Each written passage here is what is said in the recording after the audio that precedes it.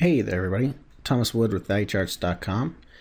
It is Wednesday, October 21st. We're going to take a look at the Russell, some of the price action we had today, and some of the trade opportunities we talked about in the futures trading room.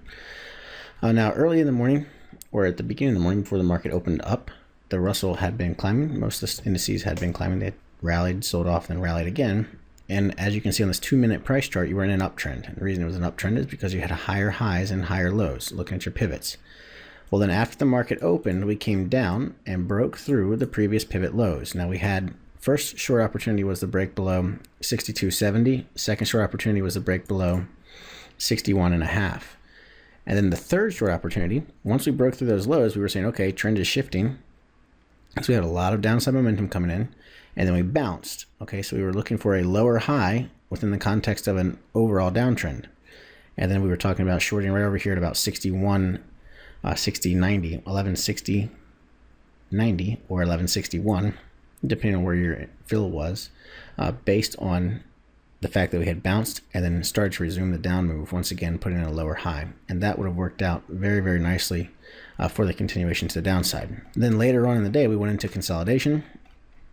We talked about buying, actually. We talked about buying right here for a higher low on the break above the previous bar's high, which was at 55.40. Worked out fairly well. It jumped up about 150 a contract before reversing and rolling back over, which means you were either break even at a minimum or you had a small gain on the trade. And then lastly, we talked about in the trading room that if we broke the previous 30-minute bar's low in the afternoon, to watch for it to continue lower. Well, that break low was on the break below 51.90 is where the Russell ended up breaking. So that was right here. We broke below 51.90. Poked down through it, bounced up, ran stops, and then continued to run lower. But for those of you that were trading that bear flag, it worked out really well. It went and did exactly what it was supposed to do. It dropped another, 10 points, another $1,000 a contract basically, and had a very decent move. And if you were following me on StockTwits, I talked about where profit taking first target was hit and break even. So all in all, not a bad day for trading Russell.